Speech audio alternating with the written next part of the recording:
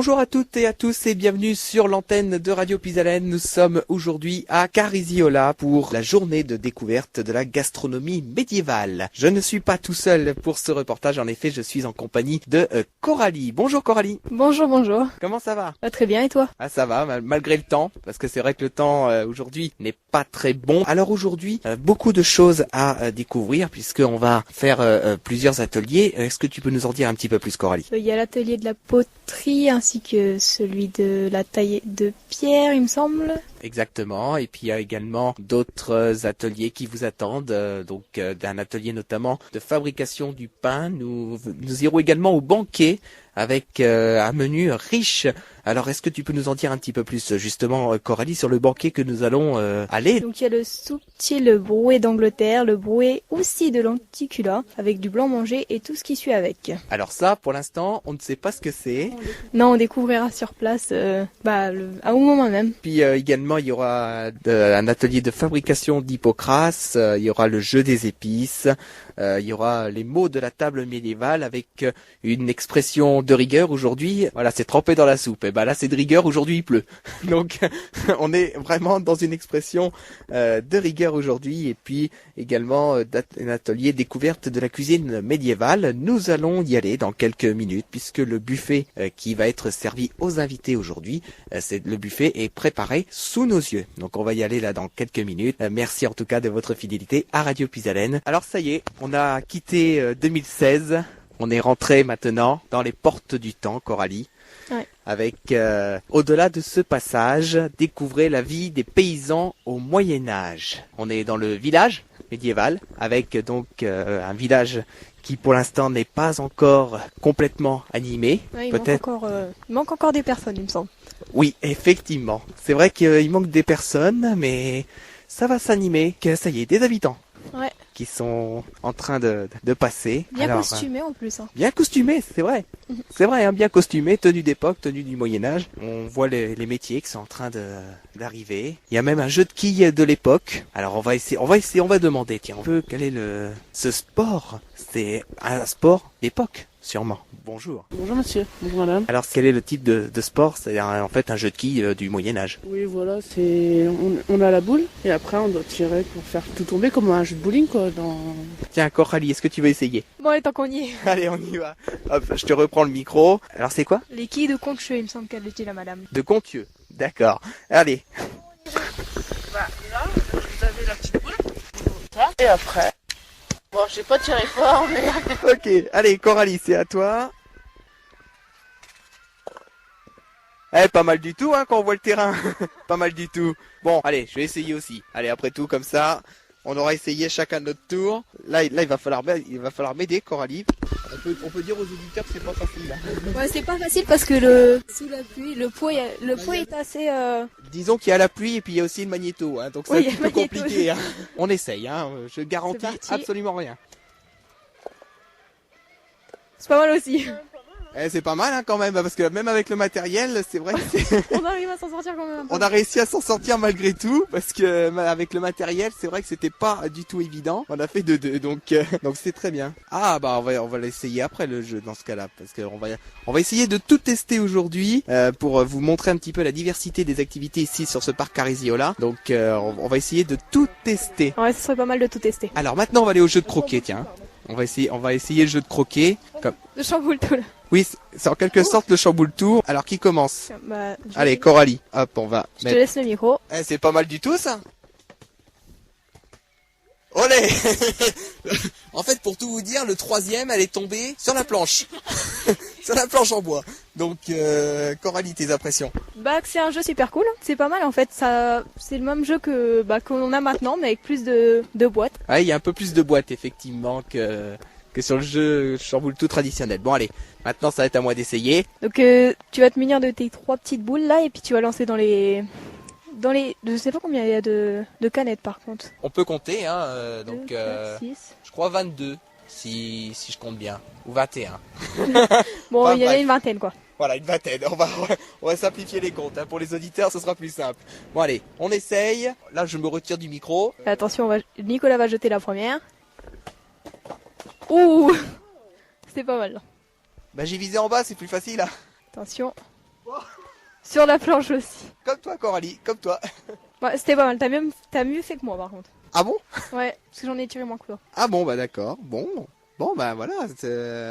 C'était un jeu intéressant aussi. Oui, effectivement, et on va découvrir un petit peu la vie d'un village médiéval.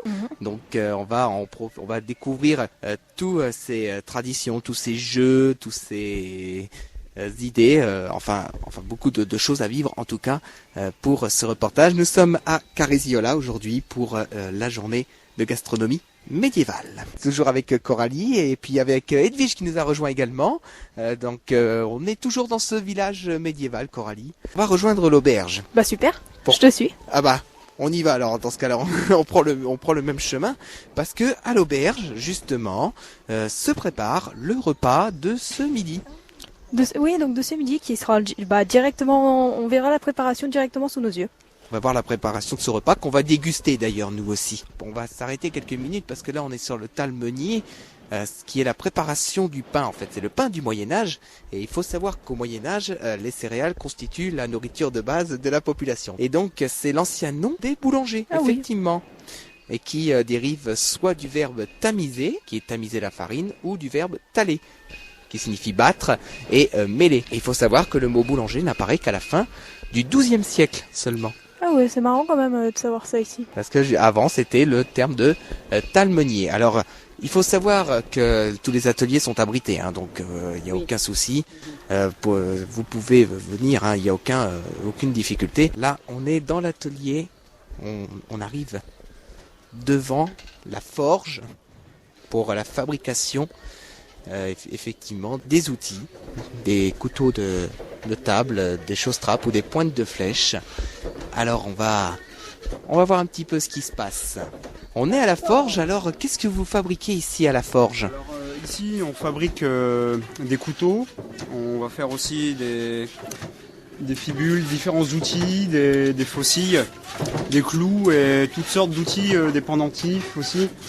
On peut faire en fait tous les objets de la vie courante qui soient à l'usage vraiment de la vie courante en fait, à l'usage pour manger, que ce soit des couverts, des assiettes ou quoi que ce soit, même si des assiettes étaient assez rares en métal.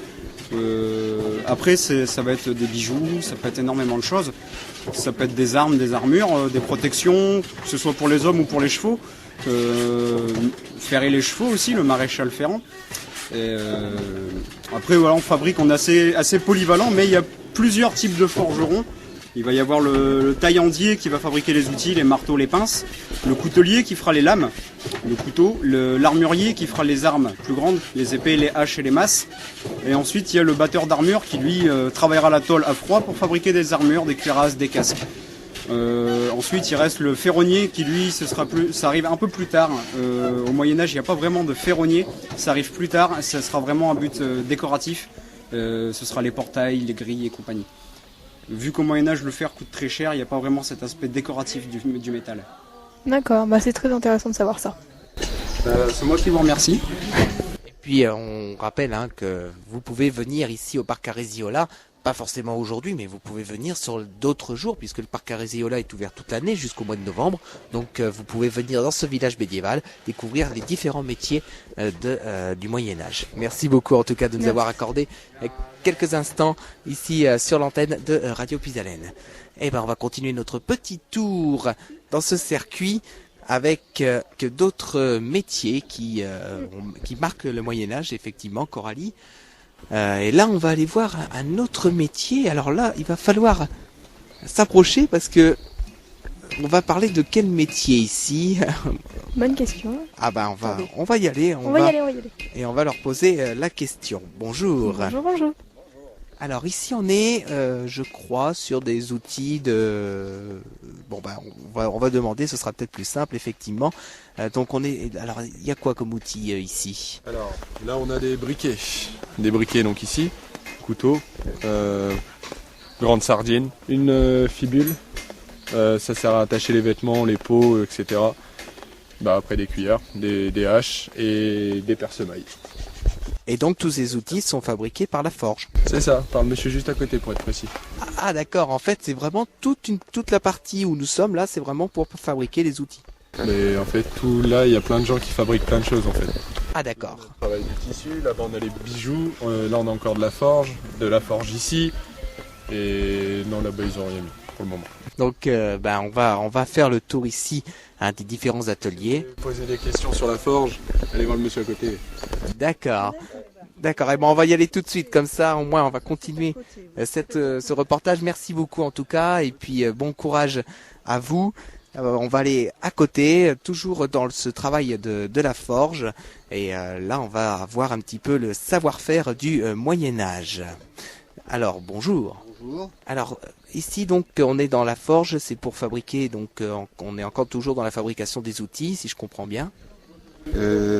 Outils, enfin tout ce qui était nécessaire à la vie courante au Moyen-Âge. Donc ça pouvait aller de l'outil, des armes, les fermetures de châteaux, les pentures, tout ce qui était en métal, ça passait par le forgeron, jusqu'au clou. D'accord. Et donc là, il y a quelque chose qui est en cours de fabrication pour... non ? Vous arrivez un petit peu tard, je viens de finir juste de sardines. J'ai une petite question. Ça se passe comment au niveau technique pour savoir comment ça se passe, comment vous fabriquez l'outil ou tout comme ça? Ouais, ça c'est dans la tête. Hein. Et pour travailler, vous le faites comment? Ah, pour travailler, je fais comment? Tout simplement, je prends du fer, je le mets dans le feu, je le chauffe jusqu'à une certaine température. Et on voit la température à la couleur du fer quand il est chaud. Selon la couleur, le forgeron connaît la température. Et en frappant sur le fer, on arrive à lui donner la forme qu'on veut. D'accord, merci. Voilà. Merci beaucoup Merci. en tout cas. Ah bah justement, on a des visiteurs qui sont venus ici. Bonjour à vous, bienvenue Bonjour. sur l'antenne de Radio Pisalène. Alors, je vais juste demander les prénoms. Stéphanie D'accord, et vous venez d'où Stéphanie? et Tressani. D'accord, et vous avez eu connaissance de cette manifestation par quel moyen en fait? Internet. Par Internet, d'accord. Alors, qu'est-ce que vous avez fait sûrement? Vous avez commencé à faire le tour de ce qui se déroule ici à Carisiola. Qu'est-ce que vous en pensez, ce retour dans le monde médiéval? C'est très bien pour les enfants, ça leur fait voir comment on pouvait vivre autrefois et c'est très intéressant. D'accord, on va demander carrément l'avis aux enfants. On va attendre le micro de Coralie. Bonjour. Bonjour. Alors, tu t'appelles comment? Mathis, D'accord, et tu as quel âge? 12 ans. Alors, qu'est-ce que ça fait de retourner dans le monde du Moyen-Âge? C'est intéressant et comme ça on peut voir comment autrefois les villageois y vivaient. D'accord. D'accord, très bien. Et on va vous laisser continuer ce tour ici au parc Carisiola. Merci en tout cas de votre témoignage et on va continuer notre tour dans tout ce secteur-là de la forge avec tout le travail du Moyen-Âge. Alors là, maintenant, on va laisser la parole à Edwige parce qu'Edwige a trouvé du monde pour présenter une association. C'est à vous, Edwige. Oui, bien sûr. Bonjour, Madame la Présidente. Bonjour. Présidente de... Kleinen-Avvikvir, c'est une association de reconstitution historique scandinave. Alors, expliquez-nous un petit peu le but de votre association. Donc nous on représente en fait la vie du peuple scandinave dit viking. Donc les Scandinaves ce sont les peuples vivant en Scandinavie, les Vikings ce sont les peuples scandinaves et autres, ça peut être aussi des peuples de l'Est qui partent en raid et qui arrivent en Europe pour piller, pour faire du commerce et compagnie. Et nous, on montre vraiment la vie quotidienne. Donc, on a des activités sur la gastronomie, comme aujourd'hui à Crisol, qui est une journée vraiment axée sur la gastronomie. On a une forge, on a un atelier de textile, on a un atelier de confection de bijoux. On a énormément d'activités, principalement axées autour de l'artisanat. Donc là, aujourd'hui, là, c'est pour la journée ou c'est pour toute la semaine ou pour combien de temps là? Là, on est là pour la journée gastronomique. On a été appelé par l'organisation pour justement promouvoir la gastronomie de l'époque. Alors, vous allez nous expliquer certainement ce que vous avez préparé pour nous midi, pour vous midi, et puis pour tous les on va dire les promeneurs qui viennent ici au parc de Carisiolas. Alors pour aujourd'hui, on a donc un gros petit déjeuner qu'on va prendre tardivement.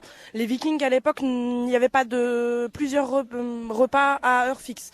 c'était une collation le matin, une collation à 10h, une collation le midi. On mange quand on a faim en fait, donc on mange un petit peu tout le long de la journée. Donc là pour le matin, on a des plateaux de fromage, on a du pain, donc du gros pain fermier, on a du pain au lin, on a de la compote, on a du fromage blanc au miel et à la cannelle. Des fruits, du son d'avoine et des omelettes avec des plateaux de charcuterie par exemple parce qu'on ne mange pas que sucré. Oui. Et pour ce midi on va avoir du poulet donc aux épices, donc ça va être cardamone, cannelle, gingembre, plein de choses, accompagné d'une potée de légumes du coup, donc de panais, de poireaux, de navets et plein de choses quoi. Alors, tout ça, c'est fait maison? C'est fait maison par nos soins, par nos petites cuisinières. On va justement demander aux petites cuisinières de venir un petit peu nous donner un petit peu la recette, je sais pas moi, du pain. Le pain, vous le faites? Vous le faites vous-même, le pain? Alors, je vais vous appeler la personne qui fait le pain. Nignel? La personne qui fait le pain, c'est très bien, on a tout sur place, Nicolas. Ça, c'est super, hein? C'est vrai. Impeccable. Donc, le pain, après, qu'est-ce qu'il y a? Qu'est-ce que vous faites là? Qu'est-ce que vous faites maison? Le poulet, certainement. Ah, voilà, c'est du poulet maison, oui, tout simplement, oui. Oui. Bah, venez nous parler un petit peu de votre poulet que vous êtes en train de préparer. Oh, simplement, hein. C'est un poulet. Alors, voilà, vous allez vous présenter. Donc, je suis Ivar, forgeron de mon état et... Donc voilà, tout simplement, on fait rôtir un poulet à la broche au-dessus du feu, tranquillement. Oui, c'est vrai qu'on voit que c'est, comme on va dire, comme dans l'ancien temps. C'est ça qui est bien avec vous. Hein. Et puis là, le poulet cuit et à côté, c'est quoi? C'est la soupe. Bah à côté, c'est tout simplement une potée de légumes et pour accompagner la viande. Donc ça cuit au chaudron à l'ancienne. On fait toute la cuisine au feu. Tout est fait au feu. Il y a pas de four, il y a pas de micro-ondes. Oh, le temps nécessaire. Hein.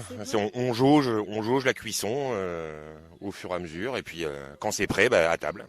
Mais là, je vois que vous avez qu'un seul poulet. Il y en aura d'autres certainement. Hein. Il y en a un autre qui attend, oui. D'accord. Alors, on va passer à la boulangerie, le pain. Le pain, forcément, ben oui. Hein, il faut aussi un savoir-faire pour le pain. Hein. Le pain, c'est donc, comment elle s'appelle, mademoiselle?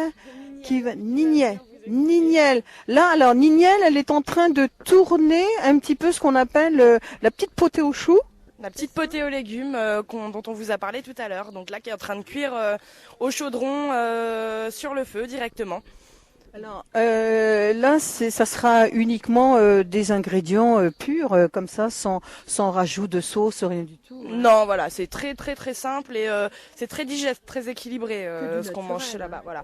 Par exemple, chez les peuples scandinaves, c'est un peuple de pêcheurs. On a tendance à consommer beaucoup de poissons, beaucoup de fruits et légumes. C'est des repas qui sont vraiment très très digestes et très équilibrés. Et c'est vrai qu'avec le petit poulet qui cuit à côté, ça va être super. Voilà, ça va être super. Ça va être sympa. Là. Et donc pour la recette du pain, on va demander à Nignel ce qu'elle met dans son pain au lin qu'elle a fait pour ce week-end. On a déjà fait. Alors bonjour. Bonjour. Dans mon pain, c'est de la farine, du sel, de l'eau chaude avec de la levure et des graines de lin ajoutées en dernière minute. Donc, on laisse lever pendant 1h30 et puis après on le fait cuire au four. Au four à pain, parce que là, four à pain. Et c'est ce qui donne cette magnifique boule qui était... c'est vrai qu'elle est belle, hein. On a vraiment... Parce que le pain au lin a été mangé hier soir, ils n'ont pas pu résister, tout est parti. Ça va vite à manger ici, hein. Oui. On a des bons costauds à nourrir. Alors, ma question, elle est la suivante. Est-ce que vous faites travailler aussi des personnes qui passent dans le parc à faire du pain maison, non? Ou alors c'est vous-même qui... Nous, non. D'accord, ok. Mais je sais pas si le parc le fait, donc je pense que oui. Oui, c'est ce que j'avais entendu. Là, c'est du pain. Là, vous allez en faire combien là pour aujourd'hui? Parce qu'il va y avoir du monde, hein, vous savez, au moins, vous avez 2-3 quarts qui arrivent là. Hein. Alors, nous, on mange, on prépare nos repas à nous. Le public est nourri, donc il y a un repas qui est organisé par le parc. L'association, nous, on nourrit déjà nos 15 personnes, c'est déjà pas mal. Et là, vous avez, non, il vous en faut combien pour là, pour combien là? Hein Là, des pains, on en a 4. Oui. Voilà, Oh, il y en aura. ils vont faire le repas. Il n'y en aura pas assez, hein, c'est sûr. Bon, en tout cas, merci d'avoir répondu sur le micro de Radio Puisalène. C'est super sympa. Merci. On va vous retrouver, bien sûr. Nicolas, on a peut-être autre chose. Hein, continuer un petit peu à faire. Merci, mesdames. Hein. Bon après-midi. Vous savez que le soleil, il est là quand même. Hein. Voilà. Alors, Nicolas, on va aller voir le stand de bijoux, hein, qui fait que aussi le forgeron fait aussi les bijoux. Alors le forgeron, effectivement, hein, comme on l'a entendu tout à l'heure, c'est vrai que le forgeron fait des bijoux. Donc on va aller voir les bijoux, Nicolas, et puis ensuite, eh bien, moi je vais redonner le petit micro à Coralie. Hein. Oui, effectivement. Et puis là, c'est vrai qu'il va être déjà quasiment l'heure d'aller au banquet parce que on va plus tarder à aller au banquet. On va bientôt manger, Coralie, Super. avec de la nourriture d'époque, hein, de la nourriture du Moyen Âge. La personne est disponible. On va pouvoir parler des bijoux dans le Moyen Âge. Bonjour. Bonjour, enchanté. Bienvenue sur l'antenne de Radio Puisalène. Alors là, on voit de très beaux bijoux. Hein. Alors effectivement, ici on est plus sur de la reproduction ou de l'évocation de bijoux vikings, de la période viking, notamment sur cette partie-ci. En fait, on s'est rendu compte que les vikings, contrairement à l'idée reçue qu'on avait, aimaient beaucoup les fioritures, les bijoux, etc. Ils en avaient de très beaux, et notamment, le genre de produits que nous proposons, ce sont des bijoux en tressage viking. Ce qu'on appelle le viking knit. D'accord. Et donc, ça va être des bijoux qu'on va tresser de façon très très très longue, qui vont demander beaucoup de mètres de fil, quand on en a retrouvé qu'en argent. Aujourd'hui, on les reproduit par exemple en bronze, puisque c'est un alliage qui était beaucoup retrouvé à l'époque. Et donc voilà, on a des très très longs tressages de bijoux qui vont demander des dizaines d'heures de travail. Donc on voit que contrairement à l'idée reçue, effectivement, les Vikings, en tout cas les Scandinaves, étaient beaucoup plus portés sur l'ornementation, sur l'artisanat que ce qu'on pourrait penser. Coralie, tu as peut-être une question ? Non, j'ai pas de question, c'est juste que je trouve que ça ressemble déjà aux bijoux qu'on porte maintenant. Il y en a qu'on peut retrouver comme ça. Hein. Alors, par contre, justement, c'est parce que nous, là, ici, on présente certains modèles d'époque, mais on présente aussi des modèles qu'on a réadaptés. Ayant appris la technique de l'époque, on réadapte à des choses plus contemporaines. Par exemple, l'utilisation d'un tressage de cuivre noir, comme ça, on se doute bien qu'ils n'avaient pas à l'époque ce genre de fil. Mais par exemple, donc, ce genre de modèle est une reproduction. Donc on fait des modèles vraiment de reproduction de pièces archéologiques retrouvées. Et ce genre de choses qui passent très bien aujourd'hui, donc c'est une pierre qui est sertie avec le même tressage que ce qui sert de chaîne. Ça, c'est des choses qu'on a retrouvées, mais qui en fait passent bien dans la vie de tous les jours encore maintenant. Ouais, puis c'est très très joli donc. Et puis ça représente à peu près combien de temps de travail pour réaliser ces bijoux ? Alors par exemple, pour un bracelet comme celui-ci, on va être sur 5 heures de travail, quelque chose comme ça. Parce qu'effectivement, on a à peu près autant de mètres de fil. Ça dépend bien sûr de ce qu'on choisit de faire comme finition, etc. Par exemple, si on a un modèle qui a des petits embouts fondus, ça représente aussi une autre somme de travail. Mais au niveau du tressage, donc c'est quelque chose de très long, très répétitif et qui demande beaucoup de régularité dans le tressage. On pourrait bien comparer ça par exemple à du tricot. Ou ce genre de choses finalement, du tissage vraiment, sauf que là c'est du tissage de métal. Merci beaucoup en tout cas de nous avoir accordé quelques minutes sur l'antenne de Radio Puisalène. Je crois, Coralie, qu'il va bientôt être l'heure de passer à table. Exactement, il va falloir aller un peu à la taverne, voir ce qui se passe avant qu'on loupe des choses. Oui, exactement, parce que là ça va se préparer là dans les toutes prochaines minutes. Il faut savoir que le parc Cariziola accueille également un parc animalier, hein, donc vous pouvez découvrir effectivement ce parc tout au long de votre aventure ici. Bon bah voilà, on est installé, on est à table. Même les assiettes, tout est médiéval dans la table, même jusqu'à la bouteille avec la bougie dedans. C'est vrai, effectivement. La déco est très jolie. Hein. En fait, pour tout vous dire, on est dans la taverne, hein, donc on est vraiment dans une maison typique du Moyen-Âge. Et donc là, on est vraiment avec tout le monde, ouais. Hein, tous ceux qui sont venus ici. Alors moi j'ai pris un apéritif, hein. Donc je ne vous garantis rien. Donc ce qu'on va faire, moi je vais goûter, hein, et puis moi je te dirai quoi après, hein. D'accord ? D'accord, allez c'est parti. C'est très sucré parce que je crois que c'est de l'hypocrase. Hein. Ouais, il me semble que c'est, je sais pas. C'est de l'hypocrase, hein. L'hypocrase qui est la boisson typique du Moyen-Âge. Voilà, on va passer à table dans quelques minutes. On va goûter les spécialités du Moyen-Âge. Avec un menu qui a été spécialement concocté pour ce repas. Eh ben, on va goûter de toute manière. Hein, vous faire vivre ce repas ici à Carisiola pour cette journée gastronomique que nous suivons tout au long de la journée avec Radio Pisalet. Il y a Coralie qui est en train de goûter le petit accompagnement en fait qu'on nous a donné au départ. Il est très épicé. Très épicé. Bah, je crois que en fait, comme on l'a très bien entendu ce matin, c'est très très épicé à chaque fois les repas. Même le repas après sera épicé si j'ai bien compris. Donc ça promet en fait. Ça promet. Puis on va se retrouver aussi pour peut-être pour les stands de la poterie, je pense. Si on va peut-être faire un tour. Voilà, on va se retrouver avec le repas qui va être servi dans cette magnifique taverne de Carisiola. Nous sommes à Crisola, nous sommes au nord de Noyon, sur la route de Quiscar. Donc si vous voulez visiter ce site, vous pouvez le faire. Tous les renseignements sur leur site internet. On est servi. Alors c'est un subtil brouet d'Angleterre. Donc allez, Coralie, tu commences et puis je goûte derrière. C'est chaud. C'est bon aussi, ça ressemble. Bah il y a du poulet, je pense, dedans parce que c'est un bon goût de poulet. Vas-y, essaye toi. Ah bah je vais essayer. Alors qu'est-ce que t'en penses? Bah figure-toi que c'est très bon. Bah ouais. Comme quoi, au Moyen-Âge, on mangeait déjà aussi bien. On a une assiette pleine en plus, donc bon. Et ça, c'est que l'entrée. C'est que l'entrée. Il y a une grosse assiette pleine devant nous. Je vous laisse imaginer le plat principal et le dessert derrière. Je pense que ça va être beaucoup. On continue le repas. Le plat principal est arrivé. Un brouet aussi denticulas. Coralie, en fait, je vous cache rien. Elle a déjà dévoré son assiette. Mais ça donne envie, en fait. Joli. Ça donne envie. Ouais. Alors, Coralie, comme tu as déjà mangé, tu vas nous dire un peu. Ça croustille. C'est bon, ça croustille. Moi, j'aime bien. Ah, toi, t'aimes bien. Allez, c'est chacun son tour, vous l'avez compris maintenant. Donc, Coralie a mangé, elle a donné son avis, maintenant je donne mon avis. C'est vrai que ça croustille. Tu vois? En fait, c'est des lentilles, quand on regarde. Alors, en fait, Coralie, elle est en train de prendre des photos. Vous allez retrouver toutes les photos toutes les photos seront sur le Facebook. De la radio sur le Facebook du secrétariat de Radio Pisalène. Vous retrouverez toutes les photos de cette journée. Alors en fait, on nous avait servi les lentilles. Voilà. Mais il manquait la viande. Il manquait la viande, le petit poulet qui allait avec. Voilà, il manquait le poulet qui allait avec. Donc là maintenant, on a le plat complet. C'est-à-dire que le poulet et les lentilles qui vont avec. Exactement. Donc en fait, les lenticulas, c'est les lentilles en fait. Oui, Quand on regarde. Et puis le brouet aussi, c'est le poulet. Voilà. Et voilà, là on est au dessert, c'est le blanc manger. C'est comme ça que c'est vendu sur le banquet, donc c'est un blanc manger. Coralie, qu'est-ce que t'en penses?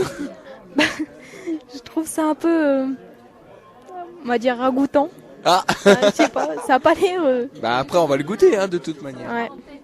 On dirait un verre de lait, mais congelé. Ah, peut-être. C'est assez bizarre. Peut-être, alors on va goûter, et puis qu'est-ce que t'en penses? C'est un goût un peu...